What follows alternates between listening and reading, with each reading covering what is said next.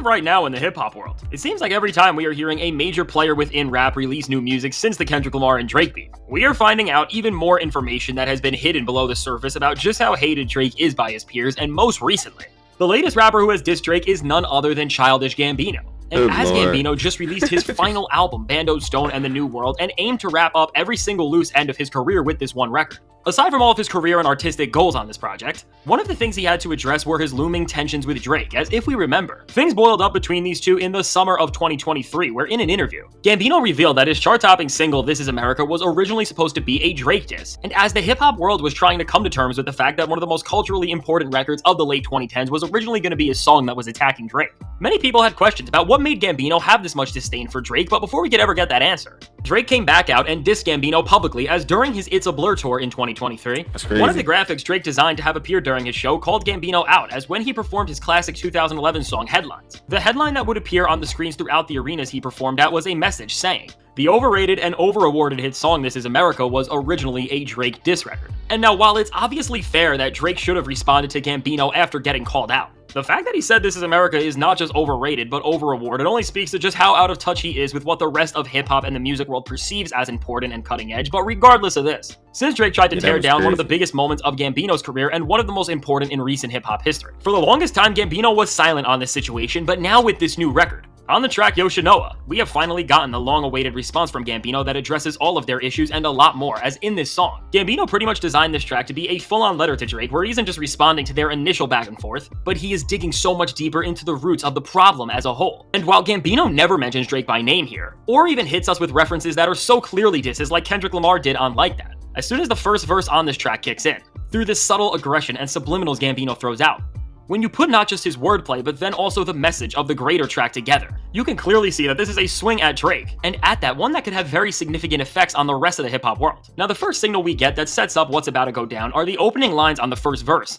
"I put your boy in this seat," and obviously, as Drake's nickname is of course the boy. And then with the context that Gambino is saying that he puts the boy in the seat, which is not just his way of saying that from making television to music, he is the overall superior artist, but it's also playing on the fact that Drake publicly hasn't been seen as the best dad. These bars don't just have multiple layers that are alluding to everything that's been thrown around about Drake, but they are extremely well written, and as Gambino says, you got your biz in the streets. This seems to be referencing just how much of a public mess Drake's life is, which at the end of the day is all due to the way he tries to show off even the weirdest and most disturbing corners of his lifestyle to the rest of the world. Now, if this wasn't enough, the next major moment in this verse that gives away who this song is directed to is when Gambino says, "I find your house on the app, people around you ain't slat, they plotting hard when you slat." And then as Gambino continues to rap about how the person he is talking to has people in his corner that do not have his back. These are direct references to everything that went down with Drake and Kendrick Lamar, as by finding his house on the app, he is talking about Not Like Us and its cover art, which is of course Drake's mansion, and then the rest of the lyrics here all seem to be referencing the themes Kendrick harped on in 616 in LA, and closing out this verse,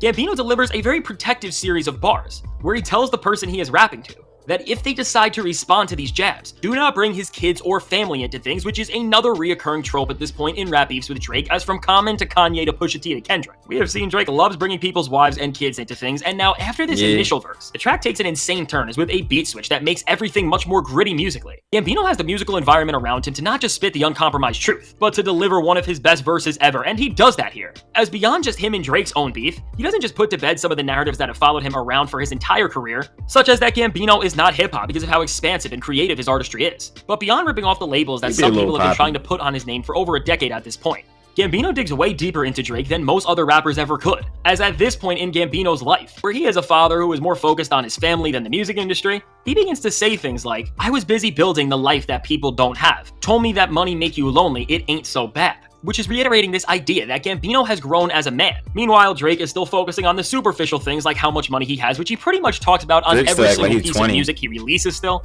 And now, as Childish Gambino explores more about fatherhood in this verse, he says, "People's jokes are so dad, they haven't seen their son in a month," which is again playing on this idea of Drake not being a present father. And as the production intensifies on this track to reflect Gambino's visceral emotions, he goes even deeper as he talks about how Drake has sold out on any bit of his integrity and that he is pretty much cosplaying a lifestyle that he hasn't just never lived, but that can also inflict pain onto others. And as Gambino spells this out, he brings things back to how this all started in 2018 when he said that This Is America was supposed to be a Drake diss, as he explains his intentions for wanting to do that, but then not letting such an important song and cultural moment become a part of a rap beef. And as Gambino references how the truth is coming to life and where once, while people were confused by his comments about Drake, now they are starting to realize that he was making sense all along. Gambino is able to respond to Drake pretty masterfully as he ties together both the personal narrative of their own feud and ties it into the larger picture of his career. And now at the emotional climax of this performance, from exaggerating Drake's age to make his inability to act the slightest bit mature even more embarrassing, to then talking about his inability to appreciate anything that does not support the low-quality artistry that he is squeezing every last penny out of, as Gambino spits some of his best bars in years, while Gambino dismantles a lot of this tension around him and Drake by just speaking his uncompromised truth.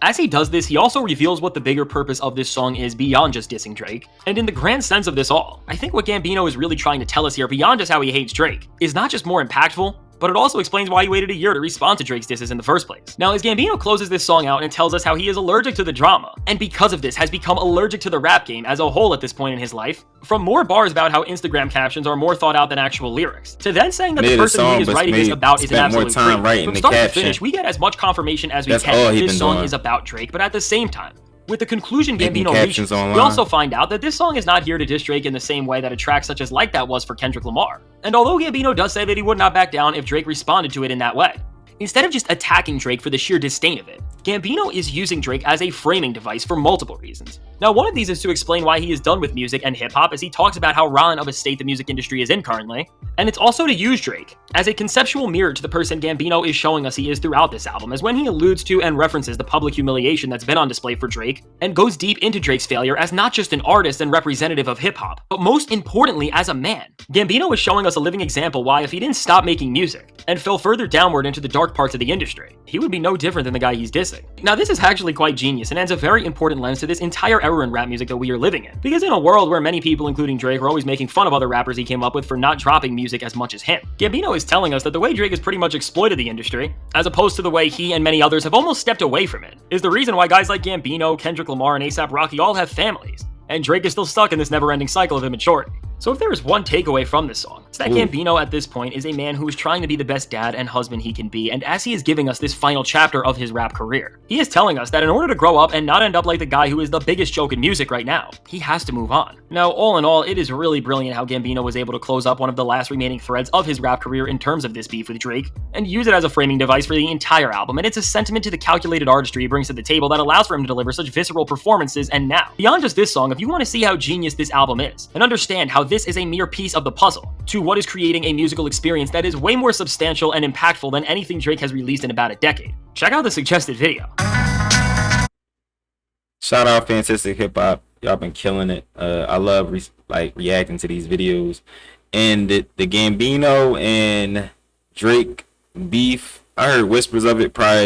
it was a minute ago. I heard whispers of that, like it had to be like 4 or 5 years ago. They weren't seeing eye to eye. And come to find out, the whispers were true. Gambino saying this is gonna be his last album, and he addresses it, which is kind of dope, man. So I mean, it's everybody getting they licking on Drake right now. At this point, they getting off what they getting off their chest what they wanted to get off their chest. I mean, just being honest, he's been the king of hip hop for a while now. With Kendrick coming through and kind of knocking him off that throne, everybody sees it as an opportunity to speak their truth. You know, to a lesser degree, like Diddy. You know what I'm saying? Diddy's been on that throne for so long, and now you got people that would have never said anything. Now they're speaking up and just speaking their truth. There's nothing wrong with speaking your truth. As long as it's true, speak your truth. You know what I'm saying? Alright, so it's your boy, What's Up G. Don't forget to drop a like, comment. My page been doing like little weird stuff lately, so if y'all definitely see this video, hit that like button for me. It goes a long way. And don't forget to subscribe. We're on the road to 10K. Yeah, 10K. So hit that subscribe button too, because you know, you help your boy out. YouTube start doing a little YouTube start moving around. Helping your boy out too. Alright. Your boy What's Up G. I'm out. If ain't nobody told you they love y'all today, I love y'all. Gambino, he a good artist though.